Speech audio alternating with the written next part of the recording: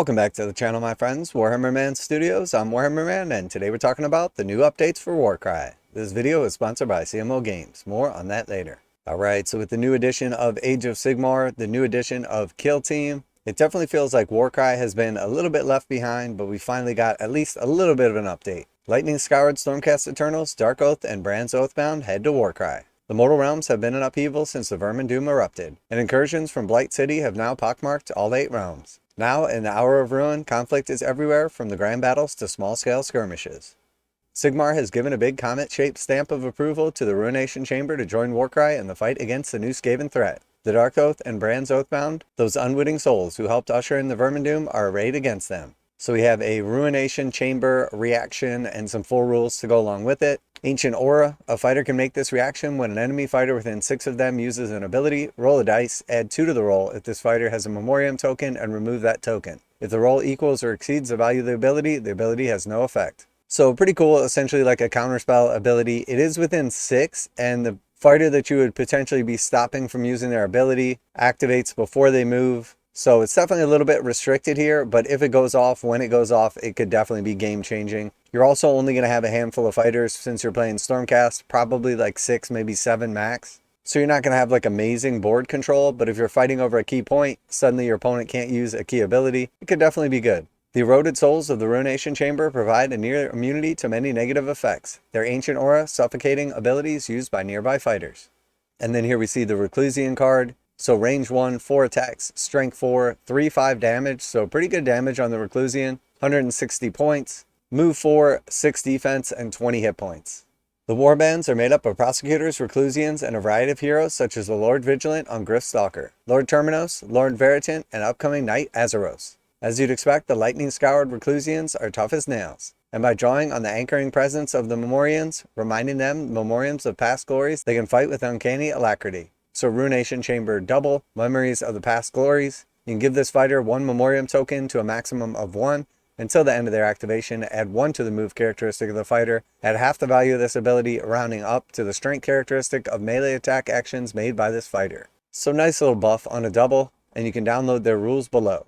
The Age of Sigmar is a relatively new epoch in the grand scheme of things, and many mortals survive in the unpacified regions with dark pacts entered into with the Chaos Gods. These proud warriors swear oaths before battle and are in turn blessed by their fellow patrons.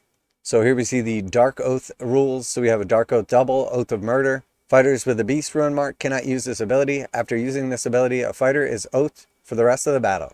After an enemy fighter has taken down during an Oath fighter's activation, the fighter is no longer oathed and is favored for the rest of the battle. After a friendly fighter becomes favored, gain a double with a value of 1. So pretty cool. You can essentially like chain a bunch of these various little oaths. So we have Darkoath double, Raider's Tenacity. Remove a number of damage points from this fighter up to half the value of this ability. If the fighter is favored, remove an additional 3 damage points from this fighter. By successfully fulfilling the Oath of Murder, a fighter can become favored, earning a free double with a value of 1, such as Raider's Tenacity, for some gratis healing on a variety of fighters.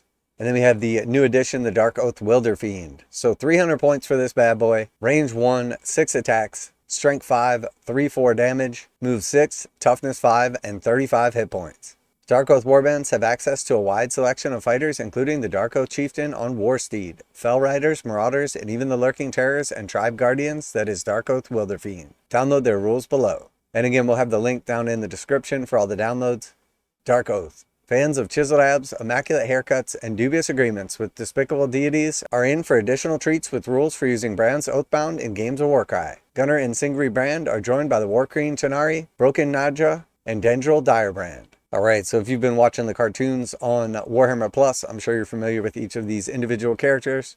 So we have Brand's Oathbound triple, Carve a Path to Glory. Until the end of the fighter's activation, add half the value of this ability, rounding up to the attack's characteristic of melee actions made by this fighter. If the fighter is favored, add the value of this ability to the attack's characteristic of melee actions made by this fighter instead. So that could be pretty insane with something like a triple 5 or 6. You turn into a complete raging fanatic. The benefit from Oaths of Murder, while Gunnar Brand can carve a path to glory, becoming even more capable when favored by his patrons. Download their rules below. So again, links in the description. Now a quick message from today's sponsor. CMO Games has been selling Games Workshop products online for over 20 years. They carry the full line of Games Workshop products, including Warhammer 40,000, Age of Sigmar, Necromunda, Blood Bowl, paint tools, and more. Almost all Games Workshop products are priced at 15% off MSRP. CMO Games takes pre-orders for most Games Workshop products released at their earliest date possible. 12:01 a.m. on Saturday, they go live. Most of these pre-order products are also priced at 15% off MSRP. CMO Games offer free shipping in the US 48 with an order of $50 or more. Their customer service is top-notch and they ship most orders within 24 hours.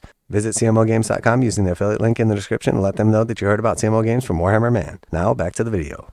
On top of that, there are new rules and updates for designers' commentary documents, bringing balanced suites and new fighters for existing factions. The Skaven reinforced their flea-bitten hordes with the Clawlord on Gnawbeast, Warplock Engineer, and newly equipped Rat Ogres, while the Night Quester and Thunderstrike Armored Liberators prepare to quash them. Last year's changes to the Ironjaw's Ardboyz are also reflected in the update, which introduces the Ardboy boss and updates existing Ardboy profiles to match their new options. Download the update below. So let's take a look at the rules updates.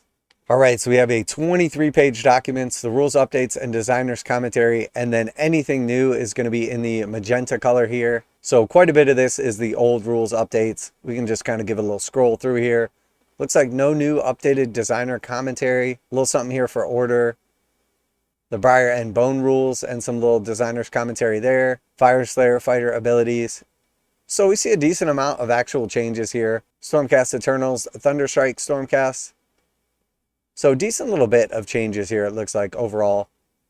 So nice little document. Good to see Warcry getting a little bit of love after kind of being put on the back burner for a while. See the new Skaven rules, including new data sheets for the Clawlord on Gnawbeast, Warlock Engineer with Warlock Giselle, new Skaven fighter abilities, Rat Ogres. So quite a bit of changes here. And then of course we see going down here, a little bit of updates to the Ironjaws as well. And then if we just keep on scrolling all the way at the bottom here, we have new points updates. So quite a bit as far as points changes. It really does look like they put quite a bit of effort into this document, as we see a lot of magenta under the points changes. So it looks like Games Workshop has been taking into account the current state of the edition and made quite a bit of a mix up here. So that should definitely be nice, shake up the meta a little bit, as anything from like a 5 or 10 points change in the points of a model can completely change how you put together a warband.